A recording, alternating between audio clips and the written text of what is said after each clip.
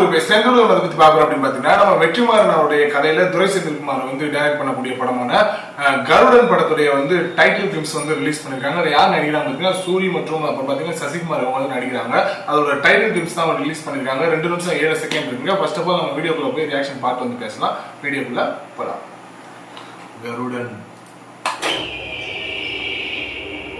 Vetrimaaran story Muthiah போடுறாங்க.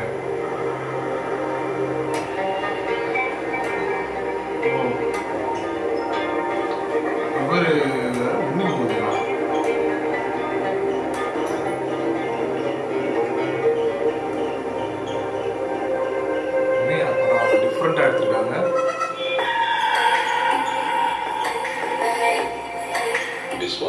Music வந்து யுவன் சங்கர் ராஜா வந்து பண்ணியிருக்காரு. மனுஷனுக்கும் நாய்க்கும் போட்டி வந்தாங்க. ஓகே,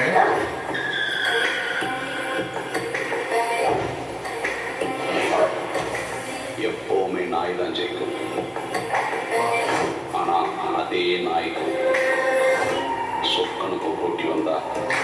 ஓய், சூர்யா படத்துல ஹீரோ சூர்யா. சூரியோட ஒரு வளர்ச்சி ஒரு டிஃப்ரெண்ட் ஆயிடுச்சுங்க. அவரு விடுதலையிலே பக்கா ஹீரோவா ரிஜிஸ்டர் ஆயிட்டாப்ல. இப்போ நல்ல ஆக்ஷன் ஹீரோவா வரப்போறாங்க.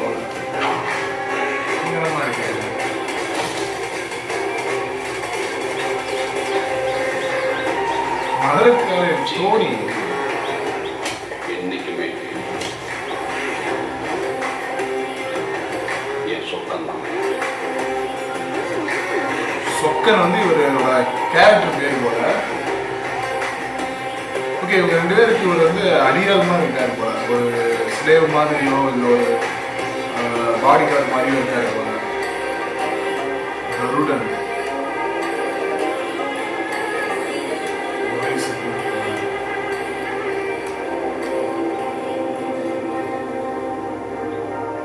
ஓகே முடிஞ்சிச்சுங்க. ஓகே, பார்த்த வரைக்கும் என்ன அப்படின்னா சசிகுமாரும் அந்த அவர் பேர் இல்லை உன்னி மூந்தன் போட்டிருக்காங்க. அவர் தான் நினைக்கிறேன்.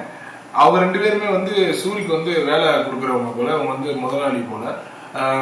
அவருக்கு வந்து இவர் அடியல் மாதிரி அவங்க சொல்றவங்கன்னா இவர் சூரி வந்து அடிப்பார் போல. அந்த மாதிரி ஒரு இந்த படத்துல அவர் தான் மெயின் ஹீரோவா இருக்காரு அப்படின்னு நினைக்கிறேன். ஏன்னா அவர் தான் அந்த லாஸ்ட்ல எண்ட்ல வந்து பாத்தீங்கன்னா அந்த படத்தோட போஸ்ட்லேயே சூரிய தான் வந்து மெயினா போட்டிருந்தாங்க, சசிகுமாரை போடல. ஸோ அவங்க தான் அந்த படத்துல வந்து ஹீரோ நினைக்கிறேன். லாஸ்டா விடுதலை படத்தை பார்த்தோம். அவரோட பார்ட் 2க்காகவே நம்ம எல்லாருமே வெயிட் பண்ணிட்டு இருக்கோம்.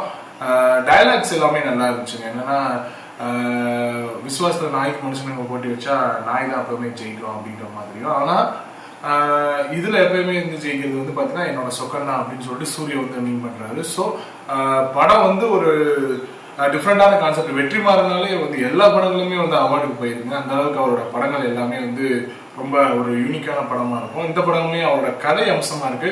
துரை செந்தில்குமார் வந்து பாத்தீங்கன்னா ஆல்ரெடி எதிர்நீச்சல் இதெல்லாம் அவர் தான் டைரக்ட் பண்ணாரு நினைக்கிறேன். ஒன் செகண்ட் நான் பாத்துக்கிறேன். அவர் தான் நினைக்கிறேன் டைரக்டர் துரை செந்தில்குமார்னா.